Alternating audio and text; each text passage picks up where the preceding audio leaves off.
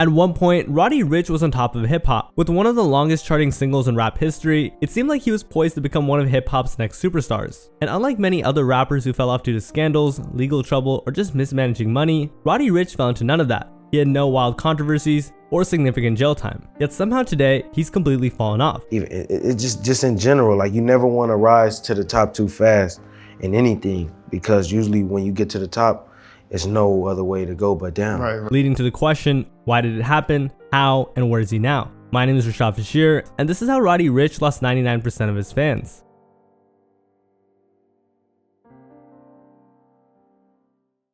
Before we talk about his horrendous flop, we need to go over his come up. You see, co-signs from Meek Mill and Nipsey Hussle early on helped him gain traction, but it was his 2018 breakout single Die Young that put him on the map. Soon after, Atlantic Records signed him, and in 2019, he dropped Please Excuse Me for Being Antisocial. The album debuted with over 100,000 first-week sales and earned widespread acclaim, with fans calling him the best out of the melodic street rap wave, and the numbers clearly showed, as it became the longest-running #1 debut rap album since 50 Cent's Get Rich or Die Trying. And with his hit single The Box dominating the charts, Roddy seemed unstoppable, until he wasn't. You see, despite his worldwide success, this crazy run by Roddy wasn't sustainable at all. While he was busy earning accolades left and right for his debut album, it came with crazy high expectations from him. Fans thought that his next album was also going to be another classic, especially since he himself told them that. This next album is going to be a full-blown masterpiece, a real idea of a body of work. He took every opportunity to hype his next album up, and it left fans with unmanageable expectations of it. Not to mention, he also took his sweet time releasing it, waiting 2 full years after the success of his debut, which wasn't exactly the best move.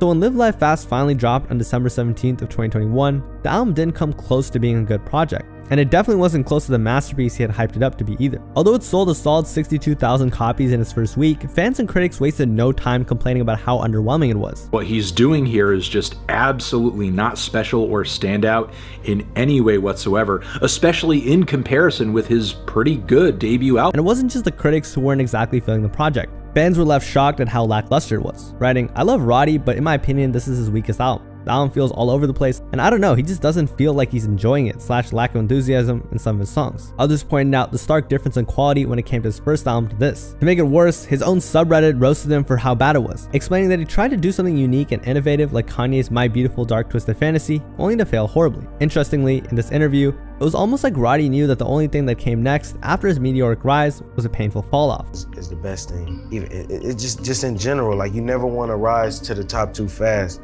in anything, because usually when you get to the top, there's no other way to go but down. Still, he kept his cool and continued to tease new music to his fans, hoping to build up hype once again for his new singles and projects. However, it didn't exactly go as expected. See, once he previewed a new song on social media, fans immediately clowned him for how bad it was. They wrote comments such as, "We need 2019 Roddy back, cause what the hell is this?" As well as, "It ain't even that bad, but I know Roddy can do way better." Sadly, Roddy took the negative comments to heart, leading him to deactivate both his Twitter and Instagram accounts, but not before uploading one last story saying, "Guess I'm a flop now, shit crazy." And as if it couldn't get worse for Roddy, not only did he face negative backlash with tons of people saying he fell off, but he was also potentially facing legal issues because of his biggest song, The Box. See, songwriter Greg Perry sued Ricch, real name Roderick Wayne Jr., and Atlantic Records in 2022, claiming the hit track, which spent a whopping 11 weeks at the top of Billboard's Hot 100, had been ripped off from Perry's 1975 Come On Down. Fortunately, he beat Perry in court last year, as the judge ruled out the claims that he stole the beat from his song. No reasonable jury could find that the works are substantially similar,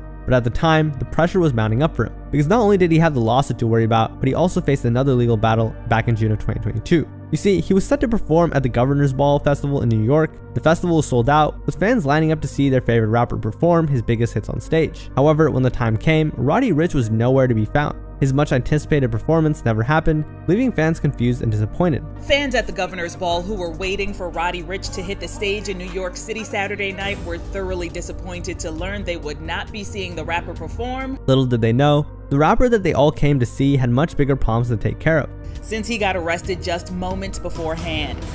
The 23-year-old and his crew were reportedly going through a security checkpoint on their way to the show at Citi Field in Queens when police stopped his tour bus, searched it, and allegedly found a loaded weapon, several rounds of ammunition, and a high-capacity magazine. Now, I get that you can never be caught lacking, but bringing all these weapons to a security checkpoint is wild. After he was arrested, Moore Jr. was charged with criminal possession of a weapon, possession of a large capacity ammo and feeding device, and unlawful possession of a large capacity device. It was later revealed that he missed out on over $500,000 because he failed to show up for his set. But wait, Roddy's streak of bad luck was just the beginning. There was also a time when he infamously tried to preview a new song on Instagram, but fans immediately made it clear they weren't feeling it at all. At first, his live stream started off with 12,000 viewers tuning in, but the longer he played the snippet, the more viewers dipped. What started at 12,000 quickly dropped to 7,000, meaning he lost 5,000 people who just weren't feeling it. Now today, Roddy is still gearing up for a comeback. He performed at Kendrick Lamar's Pop Out concert and proved that he still had more music up his sleeve, but whether or not he'll ever be able to reach his peak again is still up for question.